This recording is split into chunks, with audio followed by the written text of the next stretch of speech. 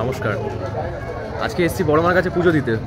এত লাইন আর ঠান্ডা পড়ে যাওয়ার কারণে খুব একটা কষ্ট হচ্ছে না। লাইনটা আপনাদের দেখাই। লাইন দেখে তো মনে হচ্ছে না 3-4 ঘন্টা আগে আমরা বড় মাকে দর্শন করতে পারবো বলে। ফাইনালি আমরা চলে এসেছি, ঢুকলাম বড় মার মন্দিরে। প্রচণ্ড ভিড় আজকে, প্রচণ্ড ভিড়। অ্যাট লাস্ট প্রায় 2.5-3 ঘন্টা লাইন দিয়ে আপাতত বড় মার এই ছবিটি দর্শন করতে পারলাম। সব কিছুর মধ্যে এই ব্যাপারটা বেশ ইউনিক, লাইনটাকে যাতে ভালো করে মেনটেন করা যায়। একবার পিছনে যাও, একবার সামনে আসো, মাথাটা না ঘুরে যায় আবার। শেষ অবধি বড় মা দর্শনটা হয়ে মনটা পুরো শান্ত হয়ে গেল।